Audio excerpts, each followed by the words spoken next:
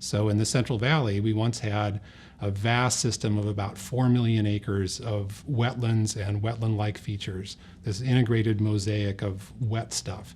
And since that time, we've lost about 95% of those habitats. California's Central Valley is home to one of the largest agroecosystems on the planet. Since the loss of the wetlands, migratory birds are now very dependent on what's happening in that agricultural land to find places to forage and to spend the winter. So our work with farmers is really an integral part of protecting the flyway. Waterbirds need water to give them access to a lot of their food resources. Shorebirds in particular eat a lot of the aquatic invertebrates that grow in the water. And so by knowing where the water is, we can really maximize the value of the restoration and conservation we do for waterbirds in the Central Valley. So the NASA and USGS data that are available allow us to make distribution maps on the probability that water might be in any given pixel, so that's a 30 meter by 30 meter cell anywhere within the Central Valley of California. The real value of the satellite and Landsat archive is that we're able to look at the water distribution at a very fine spatial scale, so this 30 by 30 meter pixel, which is really relevant in terms of understanding habitat for migratory waterbirds. But we're also able to then look at that across a very large spatial extent of the entire Central Valley.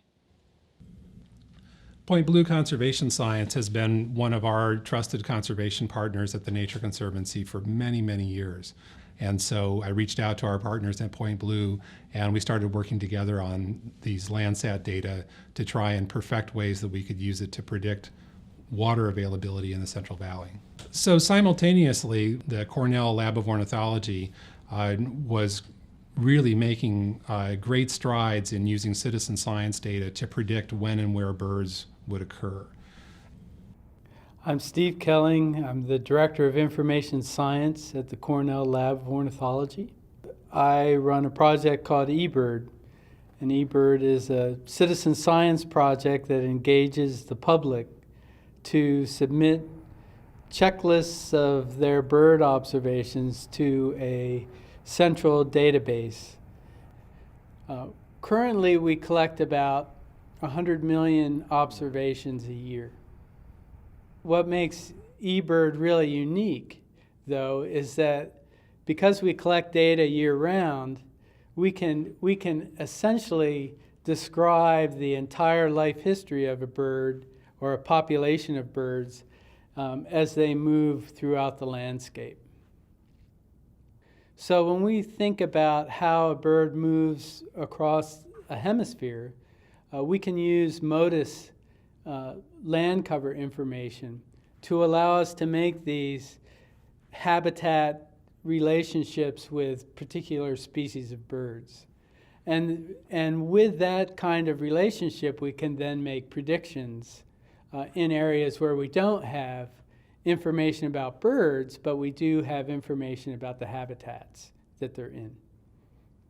Yeah, what we were able to show was that there was a high correlation between abundance of shorebirds with rice farming. They go out to the rice fields and feed during the day and then go to the refuges at night to roost.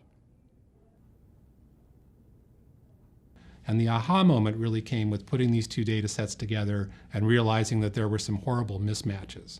So we had models predicting high abundances of birds at times when there was not very much water.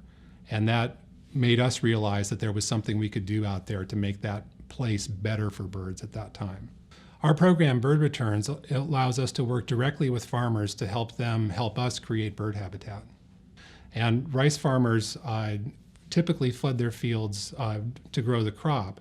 So we knew that there was water available, just not at the right times and places to help the birds. So by working with rice farmers, we were able to essentially rent their fields for a couple weeks a year, and instead of growing rice, create the conditions which would grow birds or create habitat for wintering birds. Look, these birds are migratory superheroes. They mystify us. The shorebirds we work with are breeding in Alaska and wintering as far south as southern Peru. we're talking up to 20,000 kilometers each year some of these small birds are flying.